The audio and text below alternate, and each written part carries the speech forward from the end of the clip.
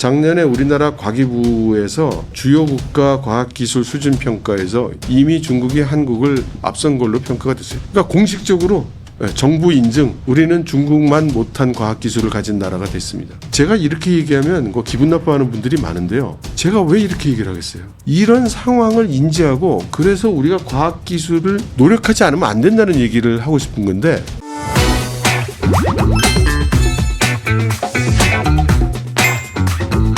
중국 경기 관련해서도 좀 이야기를 나눠보면 좋을 것 같은데요. 관세 정책으로 인해서 어쨌든 미국에 대한 수출이 굉장히 크게 타격을 입게 될 텐데 최근까지도 중국 경기가 사실 되게 안 좋다라는 말이 많았잖아요. 이제 좀 추가적으로 타격을 어느 정도로 입게 될까요, 이게? 그건 사실 추정은 힘들죠. 그런데 중국 전체의 GDP에서 지금 대외 경제에 차지하는 것이 38% 정도. 이 중에 미국이 차지하는 것이 한 11% 정도 되니까 중국 전체 GDP에서 볼 때는 한 4% 정도에 상당하는 그런 데미지를 받는다고 그냥 간단하게 산술 계산을 할 수 있겠어요.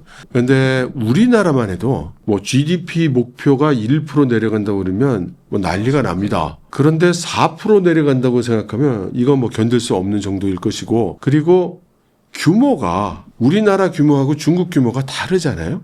그러니까 이것은 이제 엄청난 데미지가 될 것은 틀림없습니다. 중국이 우리가 문제 없다고 얘기하는 거는 어저께처럼 네 밥에 고기국 먹어가면서 괜찮다는 뜻은 아니에요. 이제 깡보리 밥으로 바꿔 먹는데 그래도 먹을 수 있어, 이런 뜻인 거죠. 그래서 중국의 경기에 큰 나쁜 영향을 준다는 건 틀림없고, 그런데 미국에도 나쁜 영향 준다는 거 틀림없고, 근데 미국에 대한 악영향에 대해서는 조금 기관마다 좀 예측은 틀립니다.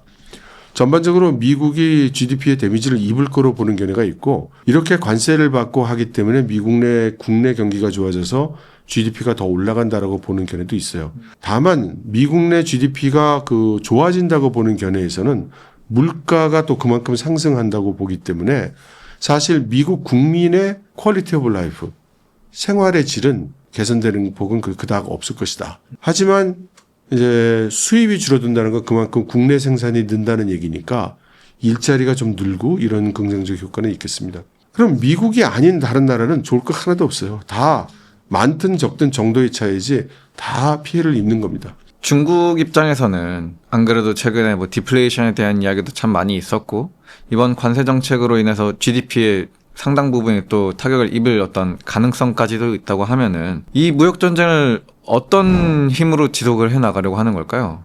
중국은 이 체제에 대해서 잘 견딜 수 있는 준비를 그동안 20년이 넘게 해왔기 때문에, 그러니까 견딘다는 차원에서 보면은 큰 문제는 없을 걸로 봐요. 중국이 첫 번째로 국가 공급망에서 대외 의존도를 줄이느라고 노력을 해서 그게 거의 완성된 상태예요. 그리고 유일하게 반도체를 비롯해서 하이테크 기술을 제재당하고 있는 것이 제일 아픈 포인트인데, 그것도 그동안 기술 자립, 이것을 부르짖고 수많은 예산과 인력을 투입해서 저는 이거를 기술 개발의 인해 전술이라고 부릅니다. 그렇게 해서 지금 여기저기서 이제 성과가 나오기 시작하고 있어요. 이제 뽀글뽀글 나오는 거니까 이제 조금 있으면 더 많이 나올 거예요. 중국 내 이 기술 개발 관련해서 또 말씀 주시니까 최근에 전기차나 휴머노이드나 AI 기술 관련해서도 계속해서 중국이 좀 놀라운 성과들을 발표하고 있는 것 같아요.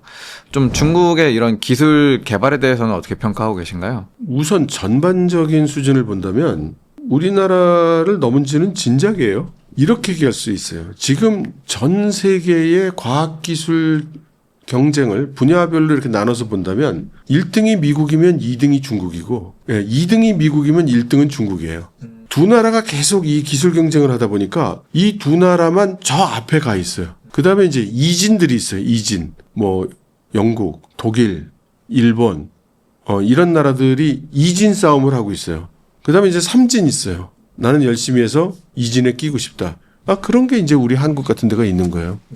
그런데 가다가 어떤 특정 분야에는 한국이 1등하는 게 있죠. 우리가 오해하기 쉬운 거는 언론이나 미디어에서 뉴스에서 다룰 때는 우리나라가 1등한 것만 다루지 다른 나라가 1등 했을 때는 보도를 별로 안 하죠. 그러니까 우리 일반 대중들은 우리가 굉장히 잘하는 줄 알아요. 안 그렇습니다. 이미 작년입니다. 금년도 아니고 작년에 우리나라 과기부에서 주요 국가 과학기술 수준 평가에서 이미 중국이 한국을 앞선 걸로 평가가 됐어요. 그러니까 공식적으로 정부 인증, 우리는 중국만 못한 과학기술을 가진 나라가 됐습니다. 제가 이렇게 얘기하면 기분 나빠하는 분들이 많은데요. 제가 왜 이렇게 얘기를 하겠어요? 이런 상황을 인지하고 그래서 우리가 과학기술을 노력하지 않으면 안 된다는 얘기를 하고 싶은 건데 만일에 우리가 우리는 뭐 과학기술 잘하고 있지 이러면 뭐 개선에 노력할 게 없잖아요.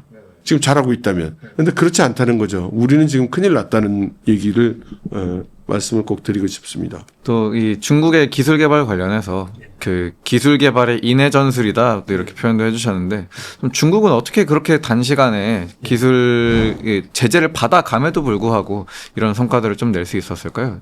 그게 단시간이 아니에요. 단시간이 아니고 중국은 이 과학기술에 대한 전략은 상당히 오랫동안 그 추진을 해왔습니다. 그리고 한번 생각해 보시면 중국이 우주선 날릴 때 우리 못 날렸고요. 중국이 유인 우주선 날릴 때 우리 못 날렸고요. 중국이 그 우주 정거장 지금 쏘아서 올리고 있고 어저께 가장 새 팀이 가서 또 멤버 체인지하고 왔어요. 우리가 못했어요. 중국은 지금 세계 최초로 핵 융합 발전소를 지금 짓기 시작을 했어요. 우리 그 근처도 못 가봤어요. 우리가 중국보다 원래 기술 수준이 높았다고 생각하는 건 그건 대중의 오해입니다. 우리가 왜 그렇게 생각을 하냐면 메이드 인 차이나 제품을 써봤더니 이게 뭐 품질이 형편없어. 얘네들 수준이 한참 낮아.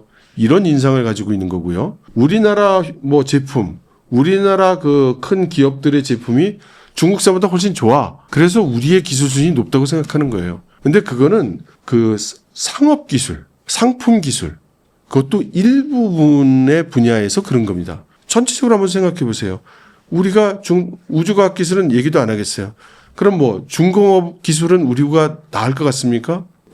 아주 쉬운 예로 이걸 뭐라 그러죠? 이게 땅 파는 포크레인. 포크레인 같은 거 우리나라에서 잘 만들어서 많이 쓰잖아요. 일정 규모 이상의 그 포크레인이요? 우리나라 못 만들어요. 중국은 만들어요.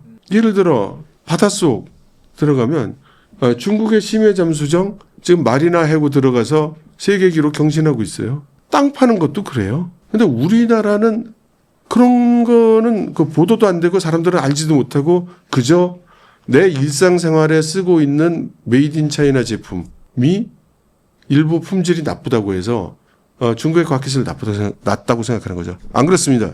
지금 미국과 전 세계에서 싸우고 있고요. 모든 영역에서 싸우고 있고요. 양자 컴퓨터 같은 분야는 이미 미국이 졌다고 그렇게 이제 평가되고 있고요. 지금 그런 상황이에요. 우리가 뭐라고 할까? 위기감을 좀 가져야 합니다.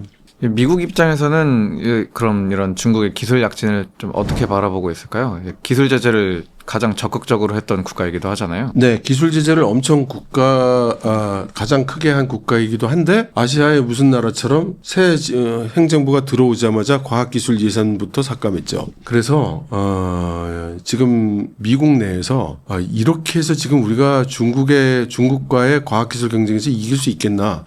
이런 회의론이 많이 일어나고 있어요. 그리고 중국에 대해서 현중, 반중 정서가 크다 보니까 이제 그 중국 배경을 가진 연구자, 과학자를 배척을 하고 있어요. 사방에서. 그러니까 이 사람들이 다 보따리 싸가지고 딴 데로 가는 거예요. 근데 어디로 가겠어요?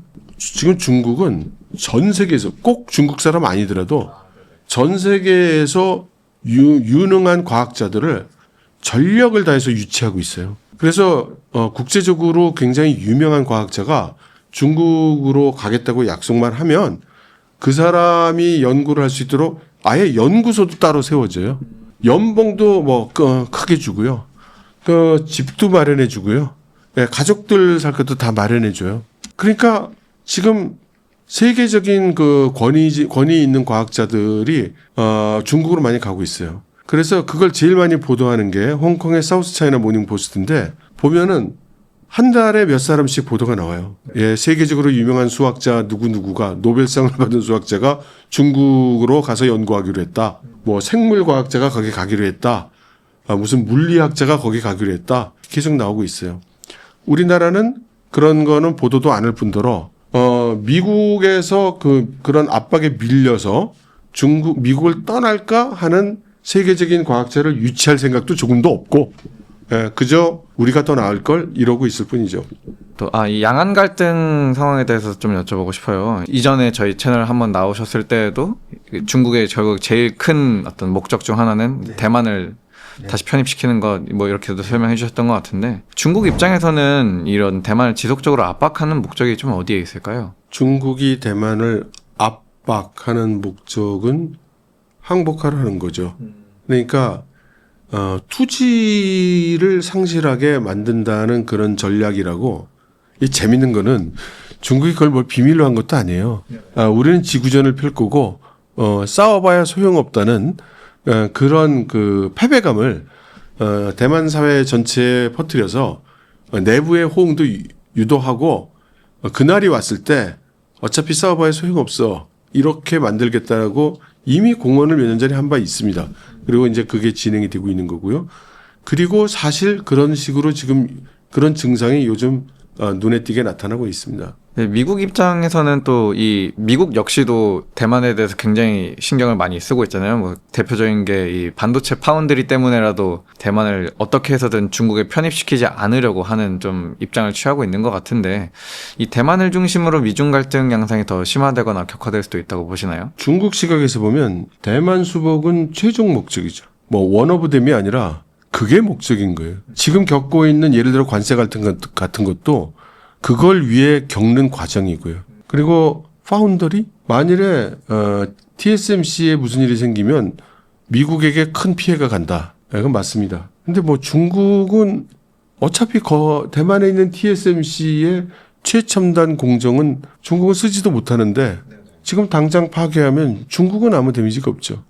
그러니까 뭐 문제가 생긴다 어쩐다 하는 거는 다 미국 및 서방의 이야기고 중국 쪽에서 봤을 땐 그런 이슈가 없는 거고요. 그다음에 미국에게도 그렇고 중국은 더 그렇고 TSMC나 파운더리라는 거는 대만 수복 조국 통일이라는 이 큰 가치에 비하면 그야말로 코끼리와 비스킷이에요. 머니네버슬립 뉴스레터와 네이버 프리미엄 콘텐츠 지금 바로 구독해보세요.